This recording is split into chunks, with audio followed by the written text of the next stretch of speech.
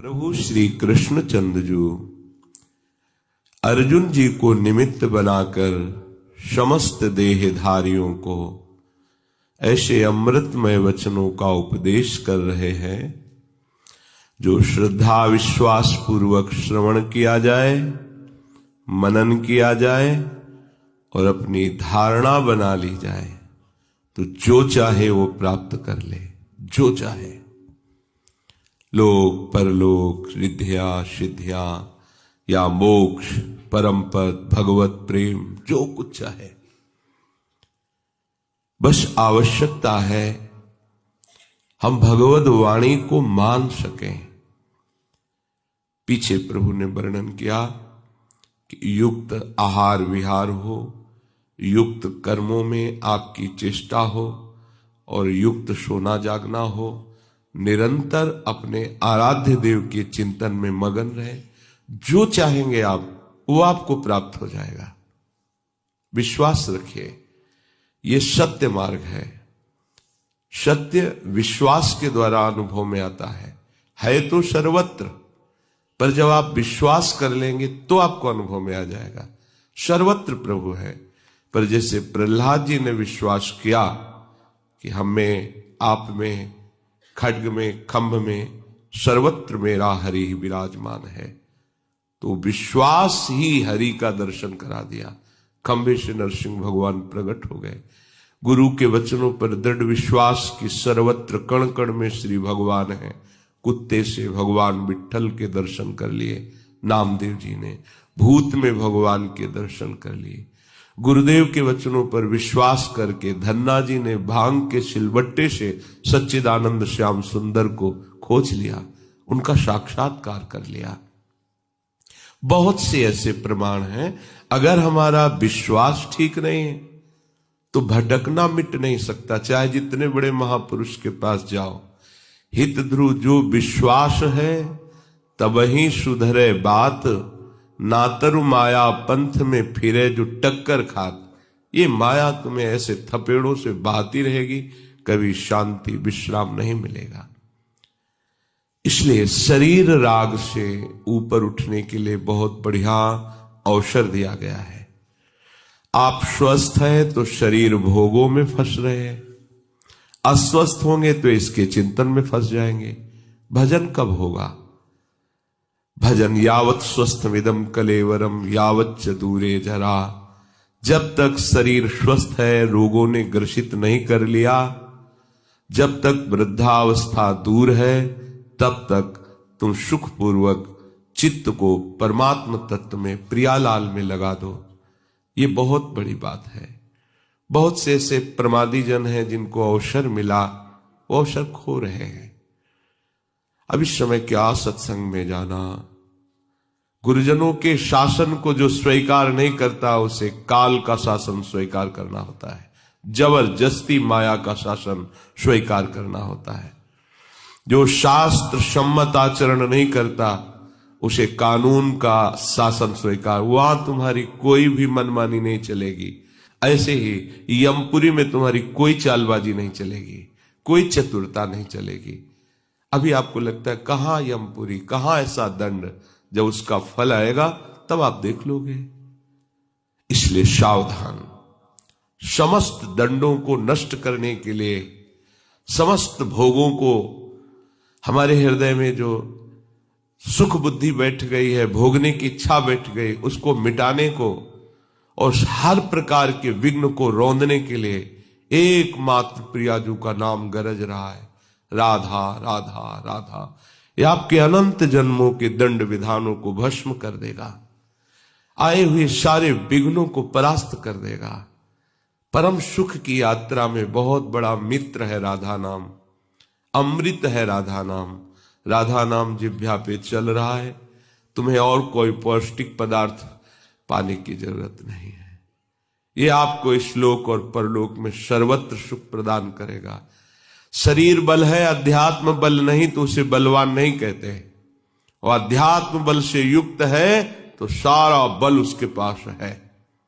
इसलिए उठो, इस शरीर राग से उठो, शरीर प्रियता से उठो। यही सबसे बड़ा बंधन है। घर परिवार से भाग सकते हो, देश से भाग सकते हो, लेकिन शरीर से कहां भाग के जाओगे? जहां जाओगे शरीर प्रियता लेके जाओगे। ये शरीर प्रियता तुम्हें परमार्थ में नहीं चलने देगी। भागने की जरूरत नहीं है, शरीर राग छोड़ने की जरूरत है। शरीर राग छूटा तो घर में रहते हुए भी वैरागी है, शरीर राग है तो वन में रहते हुए भी आप विषयी हैं। प्रभु कह रहे हैं, यदा विनियतम चित्त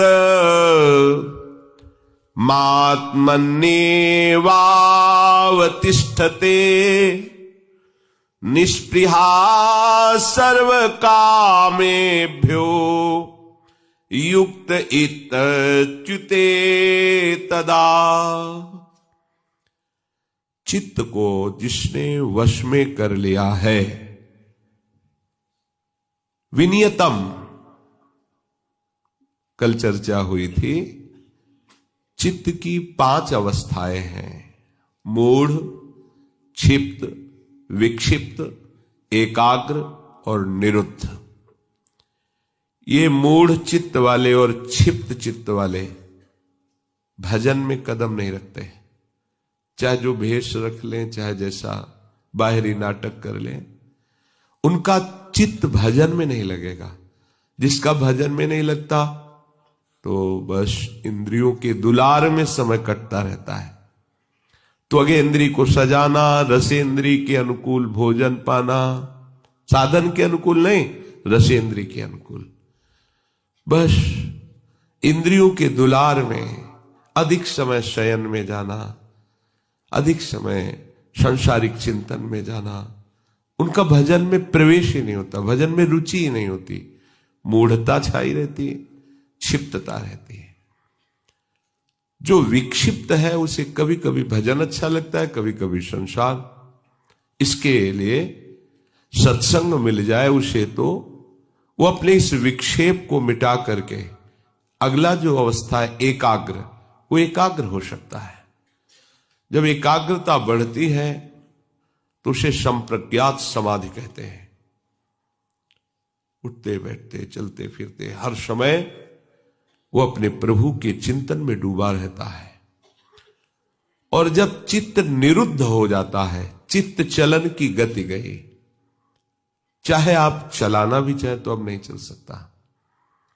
स्वरूप में स्थित है, अपने आराध्य देव में तन्मय है। असंप्रज्ञात विचक्षणा समाधि जो योग के द्वारा प्राप्त होती है, वही भजन के द्वारा प्राप्त हो जाती है। विनियत, चित्त को वश में कर लेना। हमारा जो चित्त बार बार किसी व्यक्ति का चिंतन करता है, विषय चिंतन करता है, घटना का, परिस्थिति का, इससे हटा के प्रभु के नाम रूप में लगाना। चित्त वृत्ति निरोधा, जो चित्त वृत्ति को रोक लेता है वही योग है।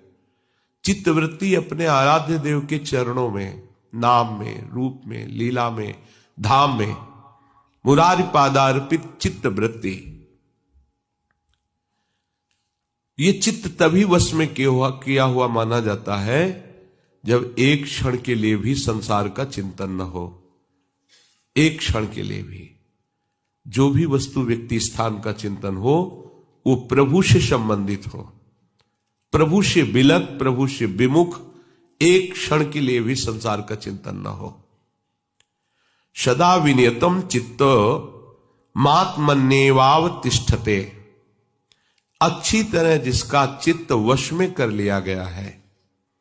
चित्त पहले भी वासुदेव ही था, बाद में भी वासुदेव ही रहेगा। बीच में वासना के कारण नानात्व भास रहा है, नहीं, वर्तमान में भी चित्त का अधिष्ठात्र वासुदेव ही है। और जिसे ये अनुभव हो जाता है वो महात्मा दुर्लभ होता है। वासुदेवा सर्वम इति स महात्मा सुदुर्लभा। सर्वत्र जिसे अपना आराध्य देव अनुभव में आ गया, ऐसा महात्मा सुदुर्लभ है। संसार के चिंतन से रहित चित्त स्वरूपतः अपने स्वरूप में आ जाता है। वासुदेव ही स्वरूप है चित्त का। जब तक संसार का चिंतन होगा तब तक चित्त में रहते हुए भी हमारे चित्तचोर हमारे अनुभव में नहीं आएंगे। बैठे तो हैं सबके हृदय में अनंत शक्तियों को लिए हुए अनंत ऐश्वर्य माधुर्य जिनका है वो युगल सरकार विराजमान है। पर जब तक संसार का चिंतन करते रहोगे तब तक वो चित्त में है पर अनुभव में नहीं आएंगे, चिंतन में नहीं आएंगे। पहले संसार का चिंतन छोड़ना होगा। अनन्य चिंतन, अनन्य चेता सततम यो माम स्मरति नित्यशः, नित्य निरंतर सतत मेरा ही केवल चिंतन, तस्याहम सुलभा, मैं उसके लिए सुलभ हो जाता हूं। सुलभ क्या? प्रकाशित हो गए। जो चित्त में छुपे हुए थे वो चित्त में ही प्रकट हो गए। अब चित्त चित्त नहीं रहा, अब चित्त चोर का रूप धारण कर लिया।